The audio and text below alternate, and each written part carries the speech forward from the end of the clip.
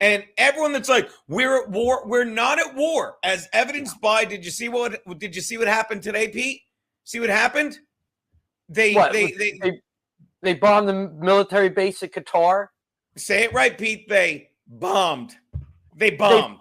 They fired missiles. I'm sorry. Peter, I'm going to ask you a question. I'm going to ask you a question. Who has damaged more military bases today with their bombs? Iran or you? We're even. Yeah. I don't care. I'm just going to go with what Trump does. I'm going to see where it leads. I'm not worried. My kid's 22, and I am much less worried about him being called to fight in some shithole with Trump in office than I was with Biden in office or if Harris was in office. Trump knows what he's doing, I believe. I shouldn't say that way. I will say I trust that Trump is making the decisions, and if I have to go with anybody making decisions, it was either going to be Harris or Trump, and it wasn't going to be Harris. It was going to be her and all the hangers-on and whatever. So Trump, I believe, actually makes the decision. And like I said, one of the things I learned a little late was in my job, you might as well make that when you hit a woman, you hit her squarely in the throat because they're stunned for a second. And that's when you get your point across, right? When they're like, their eyes are so wide open, it looks like they're really listening. So you're like, now you get it. Over easy. Is that it? Over easy. It's about hitting them with her breakfast. Wow. So clever. But yeah, so I agree with that. You can bomb my bunker. That is what I mean. Why else would a person leave the beach if not for this? In order for it to be World War III, the world has to be at war. Hence the title. Right. And I don't see anybody who's backing Iran. I mean, who the hell would back Iran?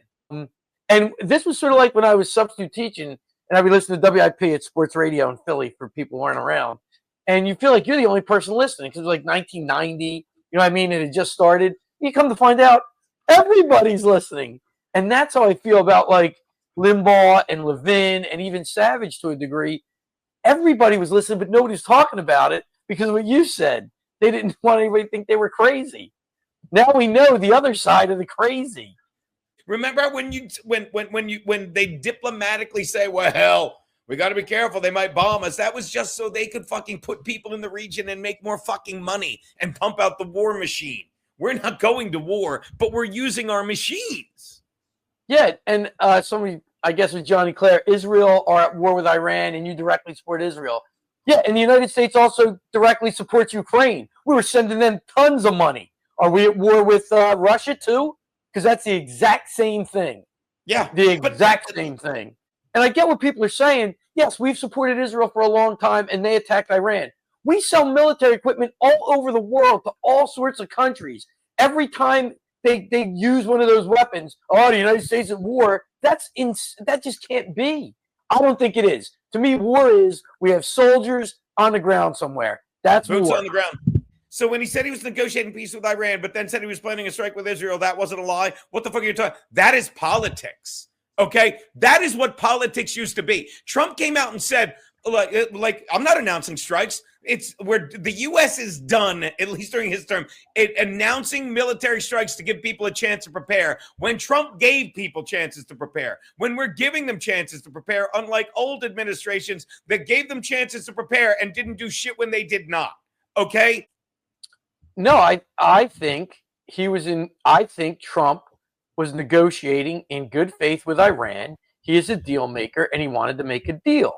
At the same time, it wasn't guaranteed Iran was going to make a deal. You can't force somebody to do something. So at the same time, was he talking to Israel about what they were planning to do? I'm going to guess yes, he was.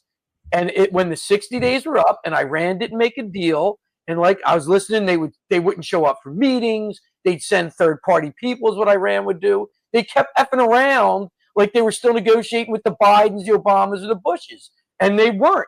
They were negotiating with Trump. So after the 60 days, Trump said, you had your chance. Now I got to go this other way. And he went the other way, and Israel did what they did. And then he took out those three places. What would you have rather had Trump do? Just say, yeah, we're just going to let this go on, and eventually Iran has a nuclear weapon? Is that what you want? Who's in favor of that? Who thinks it would be better if Iran just got the nuclear weapon? I don't know. Is there anybody who thinks that would be better? You never thought about going back to teaching. Like, you know what I mean? Like you're retired, leading the good life. But you know what I mean? Like, and I guess you can't get a job teaching because of I don't know, Peter. I don't know the real word, but you're so good.